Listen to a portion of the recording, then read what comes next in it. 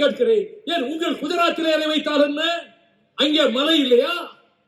கேரளத்திலே நுழைந்து பார், உள்ளே விடுவானா? கர்நாடகத்திலே போய் பார், அனுமதிப்பானா? மகாராஷ்டிரம் உன்னை அனுமதிக்குமா? நாங்கள் பைத்தியக்காரரா? 200 இடங்களுக்கு குறையாமல் திராவிட முன்னேற்ற கழக கூட்டணி வெற்றி பெறும். திமுக தனிப்பெரும்பான்மை பெறும். DMK will form its own government on its own. கூட்டணி ஆட்சி என்ற பேச்சுக்கு இடமில்லை. திமுகவே ஆட்சி அமைக்கும். முதலமைச்சர் வாகனத்தை சோதனை செய்தீர்களே, நாட்டின் பிரதமர், இந்தியாவுடைய தலைமை அமைச்சர் நரேந்திர மோடி வருகிற விமானத்தில் எத்தனை ஆயிரம் கோடி அவர் கொண்டு வருகிறார் என்று யாருக்கும் தெரியாது. இப்படி ஒரு செய்தி பரவுகிறது. சோதனை செய்வதற்கு முற்பட்டவர்கள், அதை தூண்டிவிட்டவர்கள், ஏவி விட்டவர்கள் யாராகவும் இருக்கலாம். முதலமைச்சர் வாகனத்தை சோதனையிட்டீர்களே, சாலை வழியாக ரோட் ஷோ என்று பிரதமர் வருகிறாரே, அவர் வாகனத்தை சோதனை இடுவதற்கு நீங்கள் தயார்தானா? ஒருவர் சொல்லி இருக்கிறார், புரட்சி புயல் பதுங்கிவிட்டார். அந்த மனிதனின் பெயரை எல்லாம் சொல்லி நான் நேரத்தை வீணாக்க விரும்பவில்லை. அதை திரும்ப திரும்ப இந்த தொலைக்காட்சியிலே போட்டுக் கொண்டிருந்தார்கள். வைகோ பதுங்குவான், புலி பதுங்கத்தான் செய்யும். பதுங்குவதற்கு பாய்வதற்கு என்ற உங்களுடைய சர்டிபிகேட் எல்லாம் தேவையில்லை.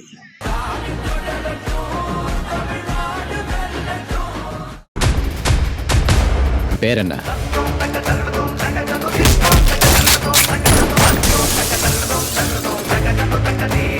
டயா பூஸ்டர் சுகரை கண்ட்ரோல் பண்ணும், உங்க ஆரோக்கியத்தை மீட்டு தரும். சர்க்கரையை கட்டுப்படுத்துறதுக்கான எளிமையான வழிமுறை, இயற்கையான வழிமுறை. அனைத்து மருந்து கடைகளிலும் கிடைக்கும்.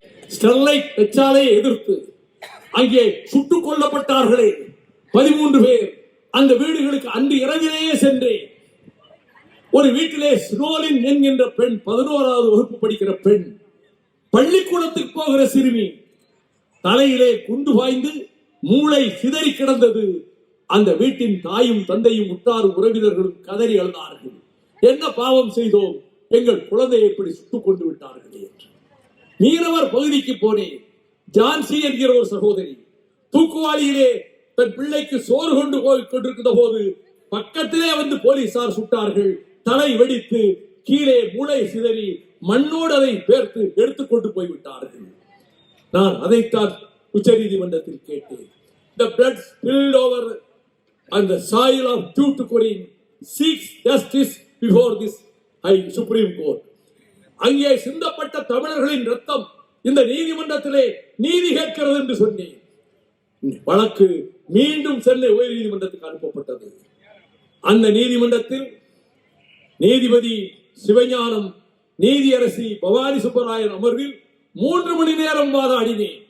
நான் அண்ணன் ரத்தனவேல் பாண்டியனிடம், பெரியவர் செல்ல பாண்டியனிடம் வழக்கறிஞராக பயிற்சி பெற்றவன். பொது நலத்துக்காகத்தான் நீதிமன்றத்துக்கு போவேன், காசு வாங்கி கொண்டல்ல. 3 மணி நேரம் நான் உரையாற்றுகிற போது என் நெஞ்சம் பதைக்க, என் நெஞ்சம் நிம்ம. இத்தனை படுகொலைகளை செய்திருக்கார்களே. இந்த ஸ்டெர்லைட் மகாராஷ்டிராவிலிருந்து அடித்து விரட்டப்பட்டது. கோவாவில் நுழைவிட மாட்டேன் என்றான், குஜராத்தில் உள்ளே நுழையாதே என்றான். ஆனால் ஒரு வாரத்திலே இங்கே அதிமுகவின் முதலமைச்சரை சந்தித்து லைசன்ஸ் வாங்கிவிட்டான். இந்த ஸ்டெர்லைட் தொழிற்சாலை மீனவர்களை, விவசாயிகளை அழிப்பது மட்டுமல்ல, சுற்று வட்டாரத்தை நச்சுமயமாக்கிவிடும். இதை மூடியே தீர வேண்டும் என்றது ஏற்றுக்கொண்டு தீர்ப்பளித்தார். ஸ்டெர்லைட் தொழிற்சாலை மூடப்பட்டது. அதை பெற்றுக் கொடுத்தவன் நான். பெண்ணிக்கு கட்டிய முல்லை பெரியாறு அணையை கேரளம் உடைக்க முயன்ற போது அதை தடுப்பதற்கு 4 நடைபயணங்கள், 4 உண்ணாவிரத போராட்டங்கள், 4 மறியல்கள் நானும் என் தோழர்களும் நடத்தியவாறு அந்த பென்னிக்கு அணையை பாதுகாத்து கொடுக்க 10 லட்சம் பேரை கம்பம் வெள்ளத்தாக்கிலே என்னாலே திரட்ட முடிந்தது. இதை செய்தது மறுமலர்ச்சி திராவிட முன்னேற்ற கழகம். எங்களுக்கு என்ன ஆதரவு, எவ்வளவு வாக்கு வங்கி, எத்தனை இடங்கள் ஜெயிப்பார்கள் சில பேர் கேட்கலாம். ஆனால் இந்த தமிழ்நாட்டின் வாழ்வாதாரங்களை காப்பதற்காக, தமிழ்நாட்டினுடைய ஜீவாதார உரிமைகளை காப்பதற்காக எங்களை போல் போராடியவர்கள் எவரும் கிடையாது என்று சொல்லக்கூடிய அந்த திட்டத்தை இதே கடையநல்லூரிலே கடந்த முறை பேசுகிற போது சொல்லிவிட்டு போனேன். ஸ்டெர்லைட் தொழிற்சாலை அகற்றினோம், நெய்வேலி நிலக்கரிகளும் வடநாட்டு முதலாளிகளும் விற்கப்படும் என்ற போது அதை தடுத்து நிறுத்த அடல் பிகாரி வாஜ்பாயிடம் என் சுவீகார புத்திரனை கொண்டவன் வைகோ என்று பீகாரிலே பேசினீர்களே, எங்கள் ரத்தத்தை வேர்வையாக கொட்டி பண்டிதர் நேரு காலத்தில் காமராஜர் காலத்தில் கொண்டு வரப்பட்ட நெய்வேலி நிலக்கரி நிலத்தை வடநாட்டு முதலாளிகளுக்கு விற்க எப்படி நீங்கள் முடிவெடுத்தீர்கள்? கேபினெட் முடிவு நான் ஒன்றும் செய்ய முடியாது என்றார். நீங்கள் நினைத்தால் மாற்றலாம். நான் ஏதாவது உருப்படியாக தமிழ்நாட்டுக்கு செய்ய வேண்டாமா என் பொது வாழ்வில்? இது தமிழ்நாட்டினுடைய நன்மைக்காகத்தானே கேட்கிறேன் என்ற போது ஒரு நிமிடம் மௌனம் கடைபிடித்த Vajpayee, yes, Neyveli will not be privatized, தனிமயமாக்கும் திட்டத்தை கைவிடுகிறோம் என்று சொன்னார். சொல்ல வைத்தவன் இந்த மேடையிலே நின்று கொண்டிருக்கின்ற வைகோ. 28,000 தொழிலாளர்களின் வாழ்வை பாதுகாத்துக் கொடுத்தோம். நியூட்ரினோ என்கின்ற அணு உலை ஆலை அமைப்பதற்கு பிரதமர் நரேந்திர மோடி சொன்னார், this is my dream project. எது? நியூட்ரினோ திட்டம்.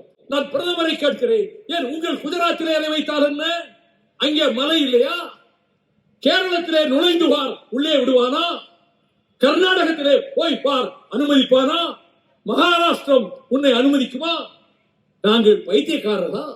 தேனி மாவட்டத்தையே அடித்து ஒடுக்க நீங்கள் இந்த நியூட்ரினோ திட்டத்தை அம்பரப்பர் மலையிலே கொண்டு வந்து நிறுவ பார்க்கிறீர்கள் என்று உயர் நீதிமன்றத்திலே 3.5 மணி நேரம் வாதாடினேன். நீதியரசர் தமிழ்வாணன் அண்மையில் தான் மறைந்து போனார். அவர் தடை உத்தரவு வழங்கினார். 16 ஆண்டுகளாகிறது நான் தடை உத்தரவு வாங்கி. பிரதமரின் கனவு திட்டத்தை இந்த ஒற்றை மனிதன் தடுத்து நிறுத்த முடிந்தது என்றால் நான் அல்ல, என்னுடைய தமிழ் சகோதரர்கள். நான் பிறந்த பொன்னாடு இந்த தமிழ்நாடு. இனி ஒரு முறை நான் பிறந்து வரப்போவதில்லை.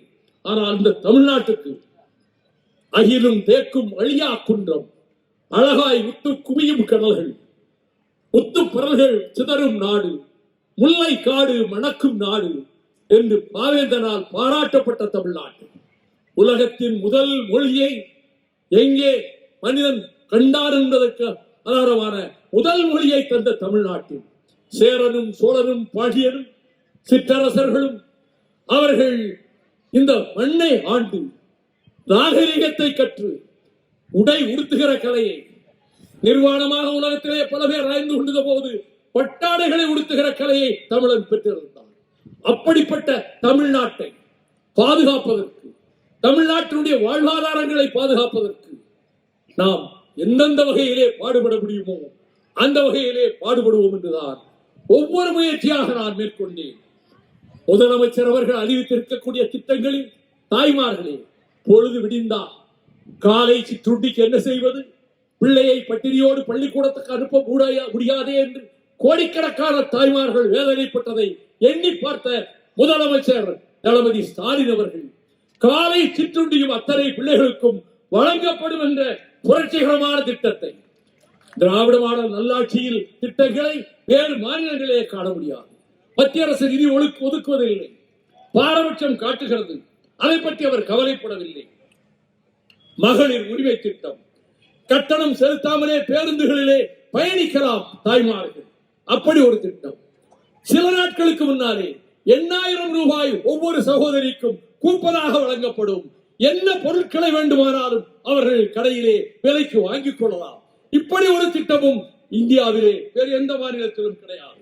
வேளாண்மைக்கு தனி நிதிநிலை அறிக்கை, அன்பு சோலை திட்டம், மக்களை தேடி மருத்துவம், இன்னுயிர் காப்போம், நம்மை காக்கும் 48, முதலமைச்சரின் தாய்மானவர் திட்டம், கல்லூரி மாணவர்களுக்கு மடிக்கணினி திட்டம், 2 லட்சம் உழவர்களுக்கு இலவச மின் இணைப்பு, 1,31,00,000 பெண்களுக்கு 3 மாத கால உரிமை தொகையான 3,000 ரூபாயும் கோடைகால சிறப்பு தொகையான 2,000 ரூபாயும் சேர்த்து 5,000 ரூபாயை அவர்களது வங்கி கணக்கிலே செலுத்தியவர் முதலமைச்சர் தளபதி ஸ்டாலின். இத்தனை திட்டங்களையும் அறிவிக்கின்ற நேரத்தில் இந்த நல்லாட்சி தொடர வேண்டும் என்பதற்காகத்தான் இந்த மக்கள் மன்றத்திலே இருந்து நான் பேசிக் கொண்டிருக்கிறேன். இது மிகச்சிறப்பான நகரம். எட்டி பார்த்தால் பக்கத்திலேதான் குற்றாலம், எம்பி குதித்தால் அருகாமையிலேதான் கேரளம். தவழ்ந்து வருகிற தென்றல் காற்று பொதிகை வலையிலே குதித்து ஓடுகின்ற செண்பகதேவி அருவி, தேனருவி, மெயினருவி, அங்கிருந்து வருகிற சீதள காற்று. இந்த குற்றாலத்தை இந்தியாவினுடைய சுற்றுலா தலங்களில் ஒன்றாக மத்திய அரசு அறிவிக்க வைக்க வேண்டும். தமிழ்நாட்டின் முதலமைச்சர் அவர்கள் தமிழகத்தினுடைய நன்மைக்காக பல திட்டங்களை நிறைவேற்றி வருகிறார். என் சகோதரனை எம்எல்ஏ ஆக்குங்கள், கடையனூர் தொகுதியை வெற்றி பெற செய்யுங்கள். உதயசூரியனை நான் கேட்பேன், அவரிடம் போய் கேட்பேன், என்னென்ன கோரிக்கைகள் பாக்கி இருக்கின்றன. செண்பகவல்லி அணை திட்டம் காமராஜர் காலத்திலே கொண்டு வரப்பட்டது. சிறிய சேதம்தான், ஆனால் முழுக்க உடைத்து விட்டார்கள். நான் முன்பிருந்த முதலமைச்சர் உமன் சாண்டியையும் போய் பார்த்தேன், பினராயி விஜயனையும் பார்த்தேன், அச்சாளர் அச்சுதானந்தனையும் பார்த்தேன். ஏற்கனவே அந்த பகுதியில் செலுத்தியவர்கள் குறித்து அளித்துவிட்டீர்கள். அது பரிமாற்றப்பட்ட கேரளாவுக்கு ஒரு நட்டமும் இல்லை. உங்களுக்கு 2000 டிஎம்சி தண்ணீர் கடலிலே வீணாக அரபிக்கடலிலே கலக்கிறது. இது கிட்டத்தட்ட 40,000 ஏக்கருக்கு பாசன வசதியை செய்து கொடுக்கும். அந்த திட்டத்தை நிறைவேற்றுவதற்கு பாடுபடுவோம். அதை போலவே உள்ளார் நீர்த்தேக்க திட்டம் ஒரு 25,000 ஏக்கர் நிலத்தை பாசனப்படுத்தும். வாசேவல்லூர், சிவகிரி, அதுக்கு சங்கரங்கோயில் கிழக்கே இருக்கக்கூடிய பகுதிகள். செண்பகவல்லி அணைக்கட்டு சரிப்படுத்தப்பட்டால் விளாத்திகுளம் வைப்பாறு வரையிலே அது பயனளிக்கும். ஆக செண்பகவல்லி அணைக்கட்டு திட்டத்தை மீண்டும் சரிப்படுத்துவதற்கும் உள்ளாறு அணைக்கட்டு திட்டத்தை கொண்டு வருவதற்கு ஏற்கனவே வாசகர்கள் 2 முறை நான் உண்ணாவிரதம் இருந்தேன். அந்த வாசுதேவனூர் அந்த உள்ளாறு அணைக்கட்டு திட்டத்தை கொண்டு வருவதற்கும் விவசாய பெருமக்களே, நீங்கள் பயிர் தொழிலில் செய்ய முடியாது. காட்டு பன்றிகள் கூட்டம் கூட்டமாக வந்து பயிர்களை அழித்து விடுகின்றன. எங்கள் கிராமத்துக்கே வந்து விட்டது. மேற்கு தொடர்ச்சி மலை அடிவாரத்திலே இருந்து வருகிற காட்டு பன்றிகள் இப்பொழுது 30-40 கிலோமீட்டர் தூரம் வரை வருகிறது. விவசாயம் அடியோடு அழிந்து விடுகிற நிலைமை ஏற்பட்டிருக்கிறது. இதை தடுப்பதற்கு விலங்குகள் சட்டத்திலே இருந்து, அந்த திட்டத்திலே இருந்து பன்றிகளை நீங்கள் விடுவிக்க வேண்டும். மத்திய அரசு தான் செய்ய வேண்டும். மாநில அரசு வற்புறுத்த ஏற்பாடு செய்வோம். இந்த காட்டு பன்றிகளால் அடியோடு விவசாயம் அழிந்துவிடும். மேற்கு தொடர்ச்சி மலையின் அடிவாரத்தில் மட்டுமல்ல, சற்று தொலைவு வரையிலும். இதையெல்லாம் வலியுறுத்தி காட்டு பன்றிகளினுடைய அட்டகாசமான அழிப்பை தடுத்து நிறுத்தவும், உள்ளாறு அணைக்கட்டு திட்டத்தை மீண்டும் கொண்டு வரவும், செண்பகவல்லி அணை திட்டத்தை சீர்படுத்துவதற்கு கேரள அரசை வலியுறுத்தவும் ஒரு விழிப்புணர்வை ஏற்படுத்த நான் திட்டமிட்டிருக்கிறேன். ஆமா, மீண்டும் ஒரு நடைபயணத்தை திட்டமிட்டிருக்கிறேன். செங்கோட்டையிலே புறப்படுவேன். ஏற்கனவே 650 தோழர்கள் என்னோடு நடந்தவர்கள் இருக்கிறார்கள். இந்த 3 மாவட்டங்களிலும் இருக்கக்கூடிய விவசாயிகளை நேரடியாக நேர்காணல் செய்வேன். அதில் ஒரு 300 பேரை தேர்ந்தெடுப்பேன். 1000 பேரோடு செங்கோட்டையிலிருந்து புறப்பட்டு இதே வழியாக இடைகால் இந்த அங்கிருந்து செங்கோட்டை சென்று, செங்கோட்டையிலிருந்து இடைகால், அதற்கு பிறகு தென்காசி இடைகால், அதற்கு பிறகு கடையநல்லூர், சொக்கம்பட்டி, சிங்கிலிப்பட்டி, அழியே புளியங்குடி, வாசேவநல்லூர், சிவகிரி, சிவகிரியிலிருந்து நேரடியாக கரிவலம் வந்தநல்லூர், அங்கிருந்து பருவக்குடி, கலிங்கப்பட்டி, திருவேங்கடம் வரையிலும் ஒரு நடைபயணத்தை இந்த தேர்தல் முடிந்து 1 மாத காலத்திற்குள் நான் மேற்கொள்ள இருக்கிறேன் என்பதையும் முதலாக கடையநல்லூர் கூட்டத்திலே நான் தெரிவிக்கிறேன். என் தோழர்கள் பயப்படுவார்கள், உடல் நலம் பாழாகிவிடும், நீங்கள் நடைபயணம் மேற்கொள்ள கூடாது, டாக்டர்கள் எச்சரித்திருக்கிறார்கள். எத்தனை வருடத்துக்கு நான் வாழப்போகிறேன்? இருக்கிறவரை கடைசி நிமிடம் வரை, பெரியார் எப்படி தன் கடைசி மூச்சு அடங்குகிற வரை அவருடைய லட்சியத்துக்கு பாடுபட்டாரோ, அதை போல இந்த தமிழ்நாட்டின் நலனுக்காக வைகோ தன் ஜீவன் அடங்குகின்றவரை, என் நாசி துவாரத்திலே இருந்து சுவாசம் அடங்குகின்றவரை நான் தமிழ்நாட்டுக்காக, தமிழ்நாட்டின் வாழ்வாதாரங்களை காப்பதற்காக, தமிழ்நாட்டு மக்களை ஒற்றுமைப்படுத்துவதற்காக, சாதி மத சண்டை இல்லாமல் செய்வதற்காக நான் என் வாழ்நாளை அர்ப்பணித்திருக்கிறேன். நான் திராவிட இயக்கத்தில் மாணவனாக அண்ணா அவர்கள் முன்னாலே 64 ஆகஸ்ட் 21 சேர்ந்தேன். இப்பொழுது வருடங்கள் 62 ஓடிவிட்டன. போராட்டங்கள் நிறைந்த வாழ்க்கை, சிறைச்சாலை வாசம் நிறைந்த வாழ்க்கை, ஏளனங்களும் இழிச்சொற்களும் பழிச்சொற்களும் பாதக சொற்களும் எண்ணற்றவை என் மீது வீசப்பட்டிருக்கின்றன. நான் அதை பற்றி கவலைப்பட்டதில்லை. எவ்வளவோ இழிச்சொற்கள் பழிச்சொற்கள், அதை பற்றி நான் கவலைப்பட்டதில்லை. ஏனெனில் நாட்டுக்கு உழைப்பவனுக்கு நல்லது நடக்கும் என்று யாரும் சொல்லவில்லையே.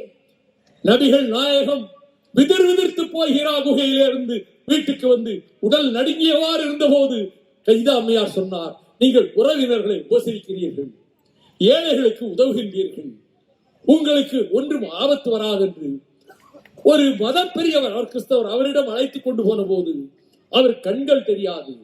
அவர் சொன்னார், ஜிப்ரீல் உங்களிடத்திலே ஓதி இருக்கிறார், நீங்கள் இந்த நகரத்தை விட்டு வெளியே விரட்டப்படுகிற போது நான் உயிரோடு இருப்பேனோ இல்லையோ எனக்கு தெரியாது. அப்படியானால் இந்த நகரத்திலே என்னை விரட்டுவார்களா என்று நாயகம் கேட்டார்.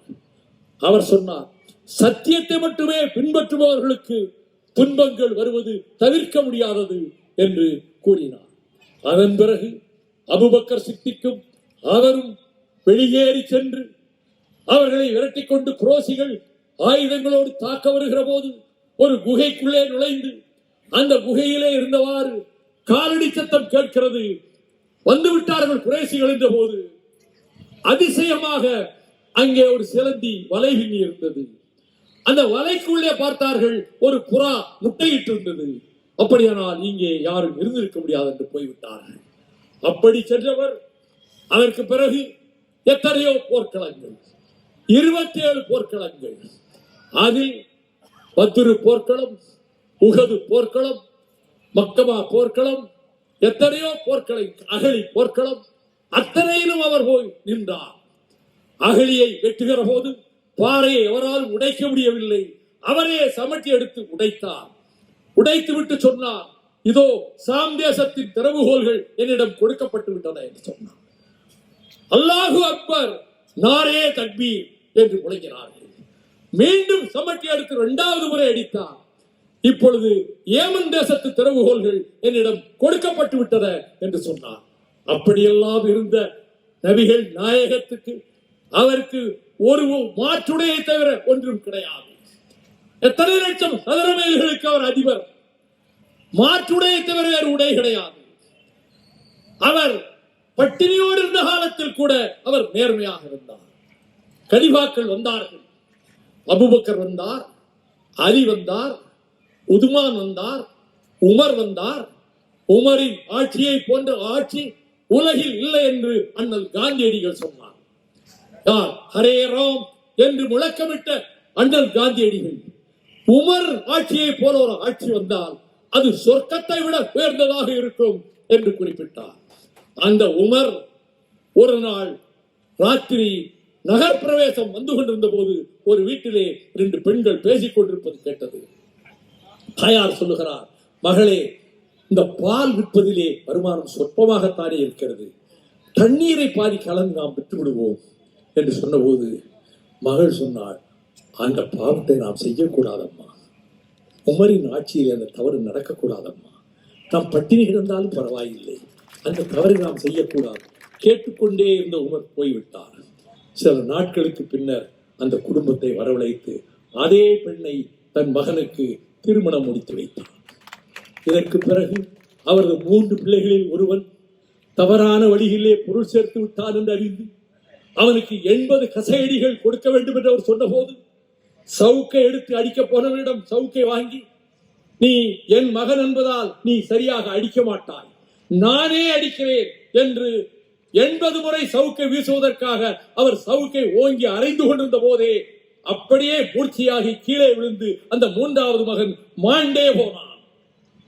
உமரின் ஆட்சி அப்படிப்பட்ட நேர்மையான ஆட்சியாக இருந்தது. அதை போல ஒரு ஆட்சி வர வேண்டும் என்று அண்ணல் காந்தியடிகள் விரும்பினார். அப்படிப்பட்ட ஒரு நிலையில் இந்த நாட்டிலும் நேர்மையான ஆட்சி மலர வேண்டும். அதே நேரத்தில் நான் தொடக்கத்தில் கூறியதை போல என் பேச்சை செவிமடுத்துக் கொண்டிருக்கக்கூடிய சகோதரர்களே, சாதியின் பேரா மதத்தின் பெயரா பூசல் வரவே கூடாது, கலவரம் வரவே கூடாது. பாதிக்கப்படுபவர்கள் யார்? நமது பச்சிடம் குழந்தைகள், நமது தாய்மார்கள், வயதானவர்கள், நோயாளிகள், இவர்கள்தான் பாதிக்கப்படுவார்கள் கலவரம் வந்தால். அப்படிப்பட்ட கலவர உணர்ச்சிக்கு இடம் கொடுத்து விடாமல் நாம் ஒற்றுமையாக ஒருவரை ஒருவர் மதித்து வாழ்கின்ற வாழ்க்கையை நாம் மேற்கொள்வோம். அப்படிப்பட்ட வாழ்க்கையை நீங்கள் பின்பற்றுவீர்கள் என்று நான் நம்புகிறேன். அதே நேரத்தில் இந்த சட்டமன்ற உறுப்பினருக்கு போட்டியிடுகிற என்னுடைய தம்பி 1,50,000 சம்பளம் கடைசியா வாங்கக்கூடிய உத்தியோகத்தை ராஜினாமா செய்துவிட்டு எனக்கு உதவியாளராக வந்தார். நேர்மையாளவன் இந்த ராஜேந்திரன். எழுத தெரியும், ஆற்ற தெரியும், திட்டமிட தெரியும், மக்களுக்கு தொண்டு செய்ய முடியும். முதலாக என் கிராமத்து கல்யாண வீட்டிலே வந்து அவன் ஆற்றிய உரையை கேட்டு வியந்து போன நான், தம்பி நீ என்ன செய்கிறாய் என்று கேட்டேன். நான் நீலநல்லூர் கல்லூரியிலே பிகாம் 3ஆம் ஆண்டு படித்துக் கொண்டிருக்கிறேன் என்றான். தம்பி நீ சிறப்பாக பேசுகிறாய், நீ படித்து முடித்தவுடன் என்னோடு வந்துவிடு என்றேன். வந்தார். மாணவர் திராவிட முன்னேற்ற கழகத்திற்கு ஒரு பொறுப்பினை வகித்தார். அரசு வேலை கிடைத்தது. நான் எம்பி ஆன போது உதவியாளராக வர வேண்டும் என்று சொல்லி அந்த வேலையை ராஜினாமா செய்தார். இன்றைக்கு ஒரு டைரக்டராக, ஜாயிண்ட் டைரக்டராக இருக்கிறார். 1,50,000 ரூபாய் சம்பளம் வந்திருக்கும். ஆனால் அதை தொடர்ந்து விட்டு வந்தார். அதனால்தான் இப்படி ஒரு உத்தமன் ஒரு சட்டசபை உறுப்பினர் ஆனால் அந்த தொகுதிக்கும் நன்மை செய்வான், இந்த மாவட்டத்துக்கும் நன்மை செய்வான், தமிழ்நாட்டுக்கும் நன்மை செய்வான். ஆகவே கடையநல்லூர் தொகுதி அது சோதனையான தொகுதி என்றார்கள் சிலர். இல்லை, அந்த தொகுதியை தாருங்கள் என்று முதலமைச்சரிடம் கேட்டேன்.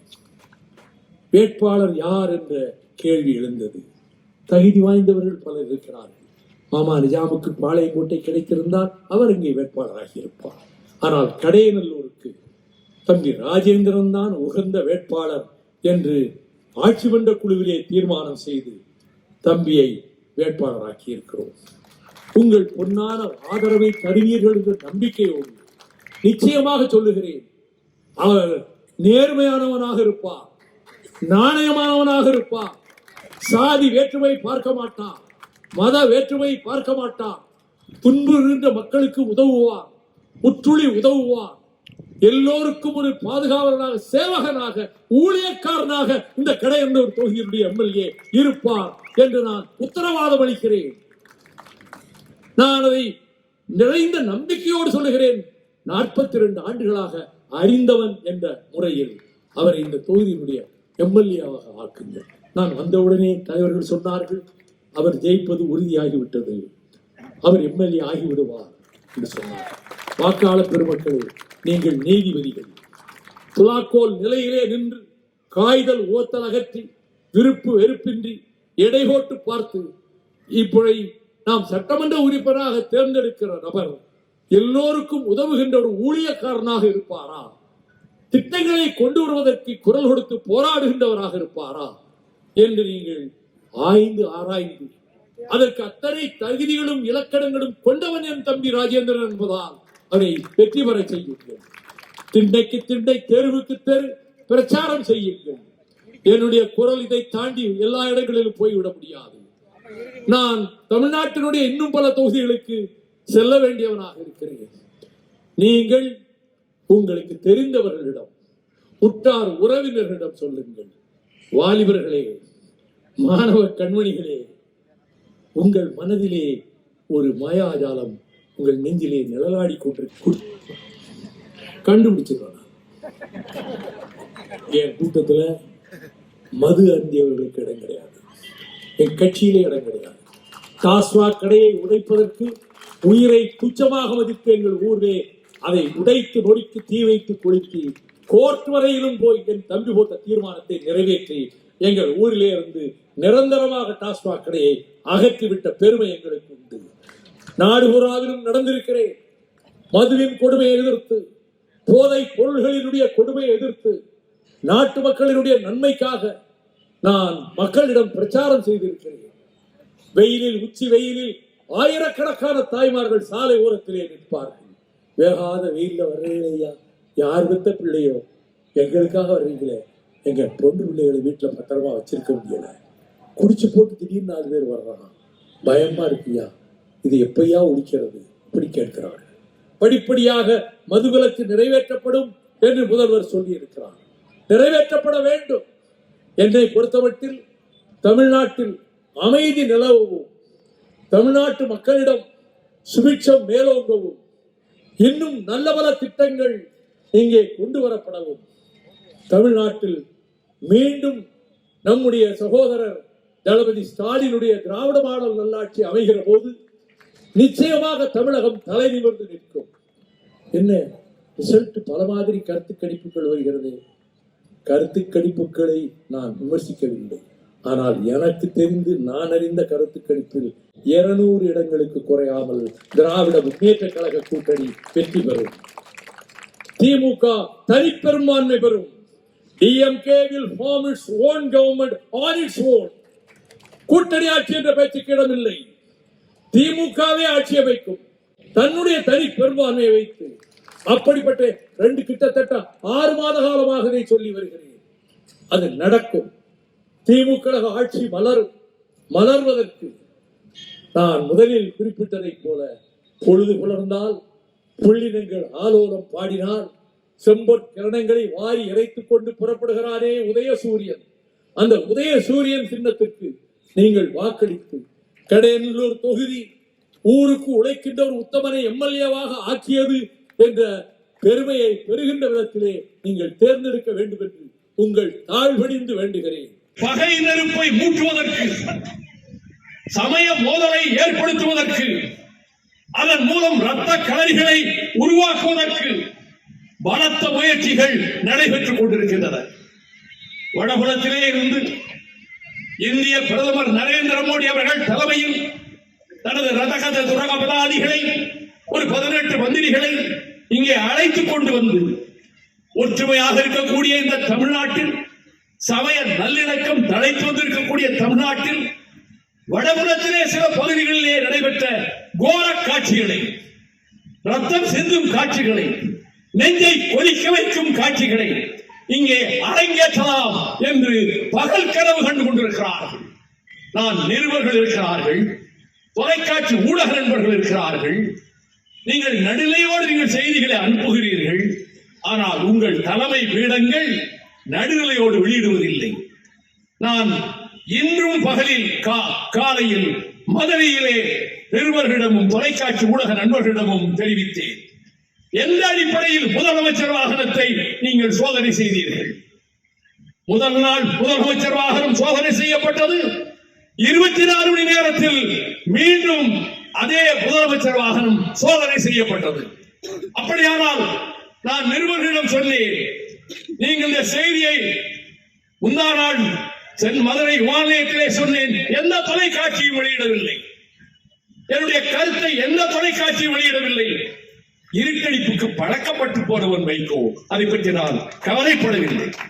ஆனால் மீண்டும் கேட்டேன், முதலமைச்சர் வாகனத்தை சோதனை செய்தீர்களே, நாட்டின் பிரதமர், இந்தியாவுடைய தலைமை அமைச்சர் நரேந்திர மோடி வருகிற விமானத்தில் எத்தனை ஆயிரம் கோடி அவர் கொண்டு வருகிறார் என்று யாருக்கும் தெரியாது.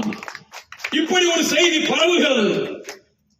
சோதனை செய்வதற்கு முற்பட்டவர்கள், அதை தூண்டிவிட்டவர்கள், ஏவி விட்டவர்கள் யாராகவும் இருக்கலாம். முதலமைச்சர் வாகனத்தை சோதனையிட்டீர்களே, சாலை வழியாக ரோட் ஷோ என்று பிரதமர் வருகிறாரே, அவர் வாகனத்தை சோதனை இடுவதற்கு நீங்கள் தயார்தானா? இதை வெளியிடுகிற துணிச்சல் யாருக்கும் இல்லை. வைகோ இதை பற்றி கவலைப்பட மாட்டார். வைகோ பேசுவார். அமித்ஷாவின் வாகனத்தை சோதனை இடுவீர்களா? ஒரு கண்ணிலே வெண்ணெய், ஒரு கண்ணிலே சுண்ணாம்பு. எல்லோரையும் சமமாக நடத்த வேண்டும். The same yardstick should be applied. ஒரே விதமான அணுகுமுறை இருக்க வேண்டும். ஆனால் எப்படியாவது தமிழ்நாட்டை கபலீகரம் செய்துவிடலாம் என்று நினைத்துக் கொண்டு வருவதற்கு கொத்தடிமை சேவகம் செய்கின்ற அனைத்து இந்திய அண்ணா திராவிட முன்னேற்ற கழகம், அண்ணாவின் பெயரை சொல்லுவதற்கோ, மக்கள் கழகம் புரட்சி தலைவர் பெயரை சொல்லுவதற்கோ அருகதையற்று போனவர்கள். ஒருவர் சொல்லி இருக்கிறார், புரட்சி புயல் பதுங்கி விட்டார். அந்த மனிதனின் பெயரை எல்லாம் சொல்லி நான் நேரத்தை வீணாக்க விரும்பவில்லை. அதை திரும்ப திரும்ப இந்த தொலைக்காட்சியிலே போட்டுக் கொண்டிருந்தார்கள். வைகோ பதுங்குவான், புலி பதுங்கத்தான் செய்யும். பதுங்குவதற்கு பாய்வதற்கு உங்களுடைய சர்டிபிகேட் எல்லாம் தேவையில்லை. மீண்டும் நம்முடைய சகோதரர் தளபதி ஸ்டாலினுடைய திராவிட மாடல் நல்லாட்சி அமைகிற போது நிச்சயமாக தமிழகம் தலை நிமிர்ந்து நிற்கும். என்ன ரிசல்ட் பல மாதிரி கருத்து கணிப்புகள் வருகிறது. கருத்து கணிப்புகளை நான் விமர்சிக்கவில்லை. ஆனால் எனக்கு தெரிந்து நான் அறிந்த கருத்து கணிப்பில் 200 இடங்களுக்கு குறையாமல் திராவிட முன்னேற்ற கழக கூட்டணி வெற்றி பெறும். திமுக தனிப்பெரும்பான்மை பெறும். DMK will form its own government on its own. கூட்டணி ஆட்சி என்ற பேச்சுக்கு இடமில்லை. திமுகவே ஆட்சி வைக்கும். அது நடக்கும். திமுக ஆட்சி மலரும். மலர்வதற்கு நான் முதலில் குறிப்பிட்டதை போல பொழுது புலர்ந்தால், புள்ளினங்கள் ஆலோலம் பாடினால், செம்பொட் கிரணங்களை வாரி இறைத்துக் கொண்டு புறப்படுகிறாரே உதயசூரியன். அந்த உதயசூரியன் சின்னத்திற்கு நீங்கள் வாக்களித்து கடையநல்லூர் தொகுதி ஊருக்கு உழைக்கின்ற ஒரு உத்தமனை MLA-வாக ஆக்கியது என்ற பெருமையை பெறுகின்ற விதத்திலே நீங்கள் தேர்ந்தெடுக்க வேண்டும் என்று உங்கள் தாழ்வணிந்து வேண்டுகிறேன்.